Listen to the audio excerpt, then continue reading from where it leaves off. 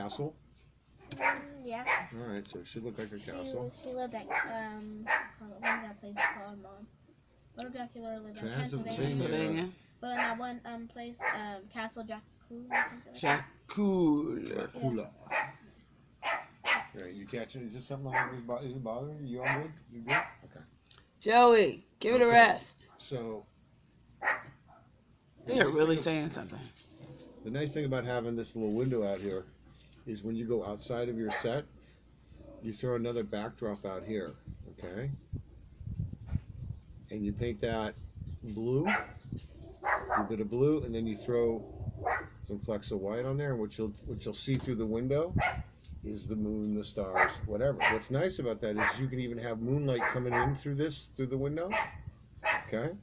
And it gives it a sense of reality. When you see a window, you want to see what's going on outside. So that gives it a sense of like, hey, we're actually somewhere. We're not just in a box, okay?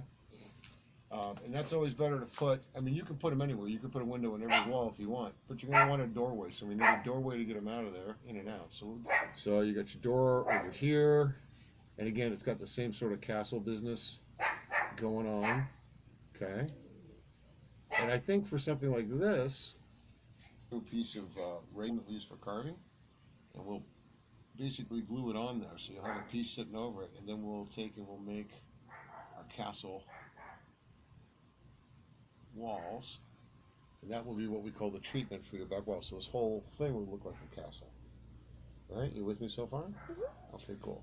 If I cover something that you don't quite understand, you need to tell me so I back up, because I figure you know a lot, but I don't know how much you know. So anyway, so there's your castle wall. So that's how we would do that. So that would basically be foam, because she's so tall on the legs. So when you film these guys, there's a couple of ways to film them. Now when you watch movies, you've seen movies, you know how we go from like this to like wide shots and blah, blah, blah. Well, they have names for all that stuff. There's like medium close-ups, two-shot, cowboy. Cowboy means from, if you were a cowboy and you had cowboy boots on, right? Cowboy shot would be from the top of the boots to the top of the hat, the cowboy hat. That's what they call that shot. They call it a cowboy shot. If you watch movies, very, very rarely, only in brief sections, do you ever see from the ground to the top of their head. Most of the time, you're framed in like this, okay?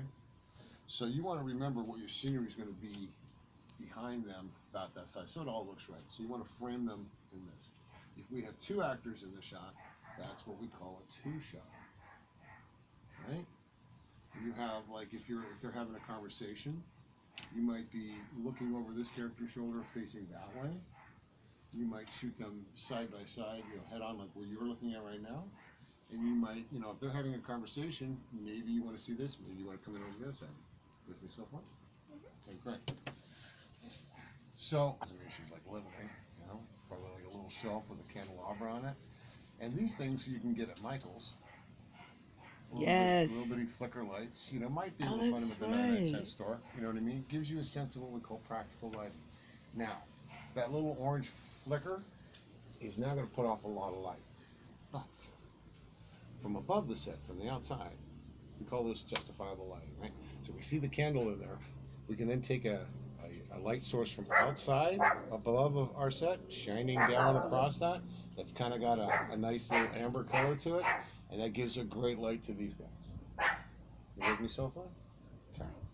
So what you got to do, what you probably should do, is remember you're going to need 3 walls and a floor. Okay. You should kind of figure out what you think those different rooms should look like. Obviously, she's going to have what, a coffin? Does she have a bed shaped like a coffin, or does she actually have a coffin? She actually has a coffin, but the coffin like goes up.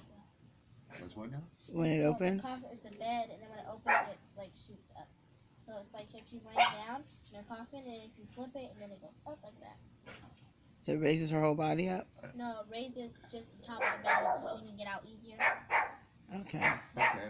So it has a lid? Yeah, it has like a lid. Alright, well. But then the coffin we have for her just opens up like that. For our purposes today, we're going to just have a coffin there just so we get a sense of what they change your clothes, yeah? You have a closet.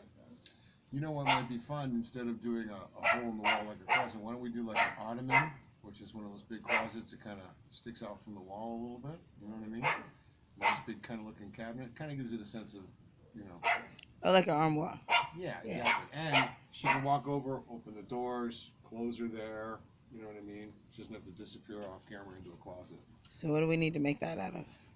I think all of these things can be made out of either balsa wood, which you can pick up at Michael's. We're going to start a Michael's list here. Yeah. Michael's is another good place.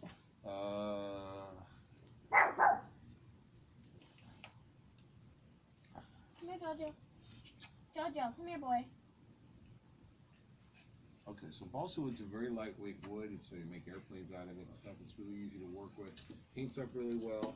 And you can kind of cut and carve and glue together. It works really well with wood glue and hot melt glue. Works really good with hot melt glue. All right?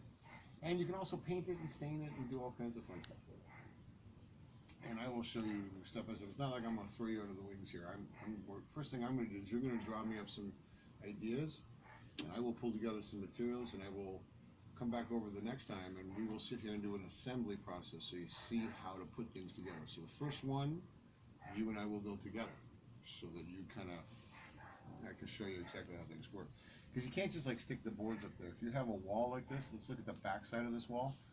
Okay, if you have a wall like that, you're going to need to put some sort of trim support on the back side so that it does a couple things. One, it doesn't want to warp or get all goofy on you because you want your walls to stay straight. So you're going to have to reinforce that a little bit, because when you paint foam core, it curves. It starts off just like this, normal, right? Like this one piece of foam core. But if you paint one side, that paint causes things to peel and it kind of curves up. Now there are ways to prevent that. You can reinforce the back, or you can actually paint both sides and it won't curve too much. So there's a lot of options. The nice thing about that is you build one side of the wall the way you like it, and then you can turn it around and have another piece of wall. Instead of having to build a number of walls, you can always have, this set here, which is this. If we turn it around, could be somebody else's room, detailed and styled another way. All right? You like that? Mm-hmm. Okay, I like that one. That's a good idea. Now, we are going to see the floor. You're going to see some wide shots, I'm sure. If you're going to have them if they're going to come walking into a room, you can be medium tight on them like that, depending if the dialogue's nice, but it might be nice just to see them initially walk into the room and do what we call see the geography. A lot of times, audience members really like to see what is the layout of this room that we're in. How interesting is this? And I think the more things you put in there, the better. The things that would be real. The other thing you might want to think about, is put a table over here. Okay, you can put a glass on it, or we can put another candelabra or something like that on it, and then you shoot through that piece is what we call foreground.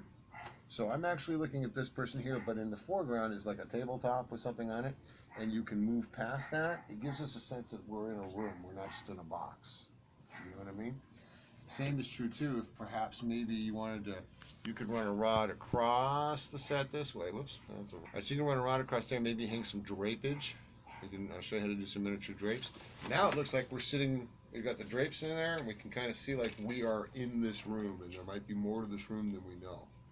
Okay, with me so far? Mm-hmm. Okay. Now when it comes to the floor, there's all kinds of things you can do. This being a castle, I'm going to assume that the floor is probably going to be like cobblestones, or probably made out. Have you ever been in a real castle, by the way? Have you ever seen what a castle looks like? No? Yes? No? Well, let me tell you, they're a very uncomfortable place. They're all made out of stone. I don't know why anybody would want to live in it, other than you can't really knock it down that easy, but also it's hard to stay warm in those things. Most houses would have some sort of a fireplace, so we could think about putting something like that in, or a heater or something. But essentially the ground of it, same way we carve the walls, we could carve little round rocks, or make it look like there's like a cobblestone. You know what cobblestone is? That sort of, like paving stones from the ground. Minecraft. Yeah, okay, thank you. All right, good times. Finally, we got a language going. We're good. So you have something like that, and that gives you your floor. And we can do this with paint.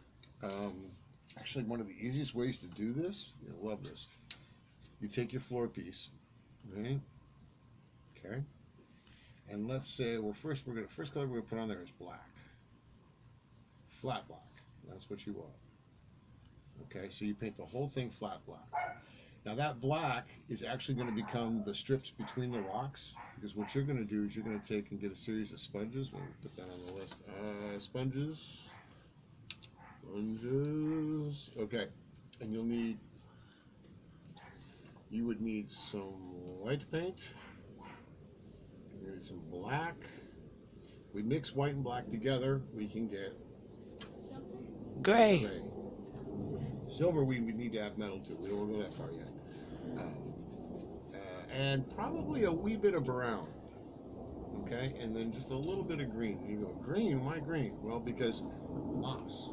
Little bits of moss growing on the rocks. That always is cool. It's the very castle's got the little bit of creepy moss growing on it. So what we do is you take your sponges.